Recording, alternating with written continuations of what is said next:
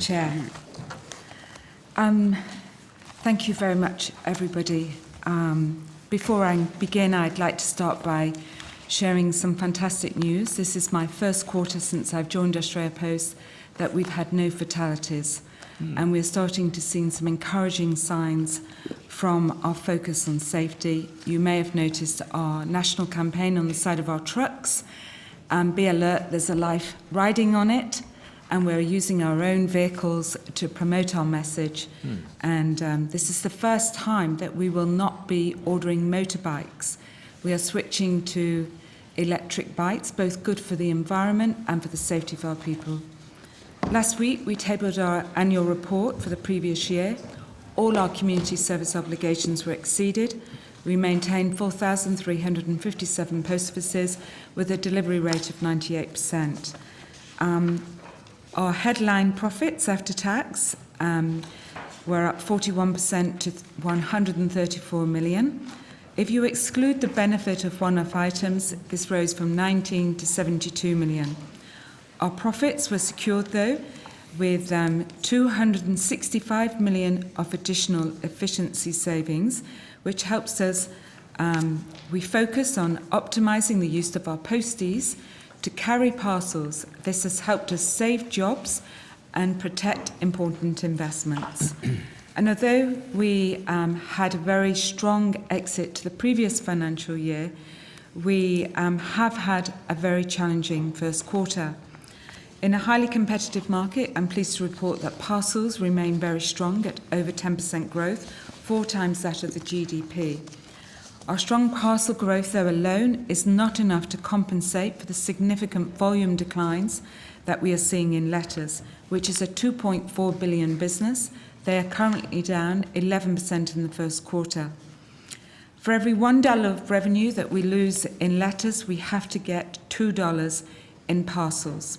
In addition, international revenues have been impacted by the significant fall-off in inbound small packets and parcels.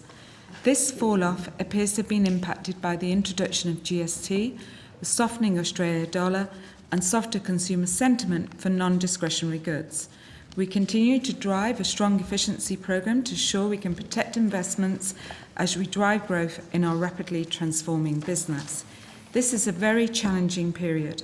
We are working hard to maintain we are commercially independent, protect important capital investments, and meet the needs of our consumers.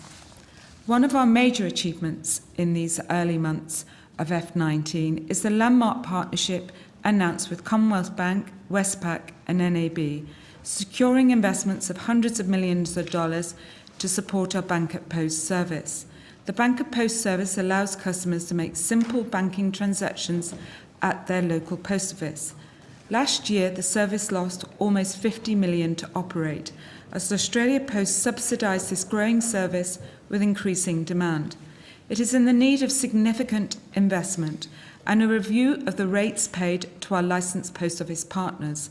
Our costs to operate this service are very real, and Australia Post can no longer subsidise this service. We do not have the funds, nor do our licensed post offices, to make the investment needed. We need to invest in post offices, whether a small handful of customers use them or thousands. We need to ensure our communities have access to safe, secure and reliable banking services. Commonwealth Bank, Westpac and NAB have all agreed to pay a community representation fee of 22 million annually and revised transaction rates. This, in return, will give them access to use our services in 3,500 post offices nationally. And together we are looking at further ways that we can support small businesses. There are 1,550 communities in Australia where there is a post office but no bank branch. If it was not for the support of CBA, NAB and Westpac, we would have faced suspending the service, closing post offices, which would have cost jobs and hurt communities. I'm extremely grateful for the 3 CEOs of these banks for supporting us. The other major bank, ANZ, has not yet agreed to make a commitment to our community post offices. After 9 months of discussions, 9 weeks very actively, ANZ has not yet chosen to support a longer-term investment. ANZ is the fastest growing user of the Bank at Post service. In the last 15 months, we have supported ANZ with 81 branch closures, a service we do not get paid for. 20 branch closures in the last 3 months alone, and we have been notified of 4 more imminently. The bank closures of ANZ are almost double any other bank. Approximately 70% of these closures are in rural and regional Australia. When a branch closes, the average numbers of transactions in the local post office rises by 8 times. The values rise up by 7 times. This sudden increase in cash deposits results in Australia Post requiring to increase security and armour guard visits. Again, a cost we are not today paid for.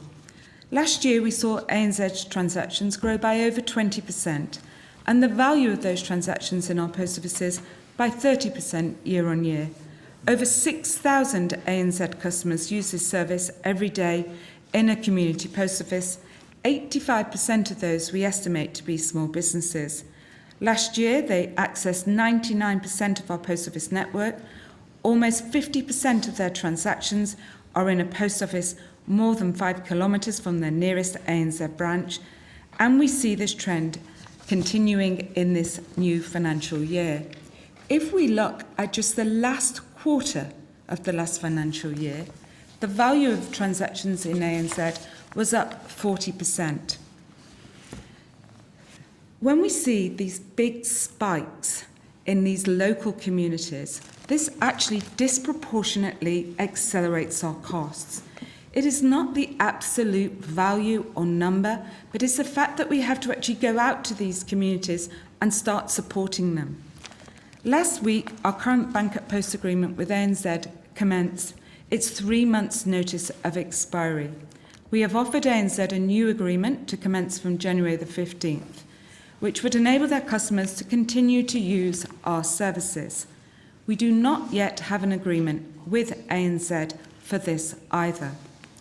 I am informed that last night the ANZ CEO took to Twitter to tell our licensed post office partners that they would use the service if they had a fair deal. We can't pay multiple times per transaction what our competitors pay, the CEO was quoted as saying. I believe I can make this comment on behalf of all our licensed post office partners, the customers who use our post offices, and the staff at Australia Post.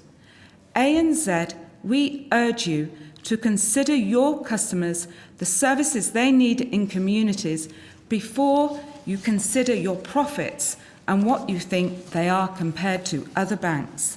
In developing the agreements with all these major banks, we have had to follow very strict competition law advice.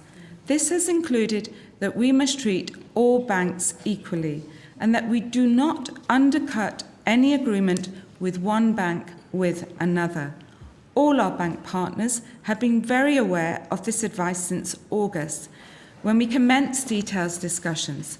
This in effect means the 3 banks who have signed have all the same financial terms, the same offered to ANZ. This also means Australia Post will not be cutting a deal with ANZ. I would neither risk ANZ or Australia Post for doing so. It is absolutely not true that ANZ transactions are multiple times larger than any competitor. All 4 banks have had transparent, fair and equal treatment. I'm sure CBA, Westpac and NAB would all vouch for that. We continue to be open to discussions with ANZ, and whilst we have different views on customers and the needs of the communities, ANZ remain an important customer to me. We urge the leadership of ANZ to give clarity and assurance to their customers and how they wish to serve them going forward. One of the most important aspects of our agreement with Ms. CBA... Holgate, sorry, we are very tight on time today. I'm finishing off for you. Excellent, thank you. One of the most important aspects of our agreement with CBA, Westpac and NAB is it enables us to make significant increases to our licensed post office partner payments.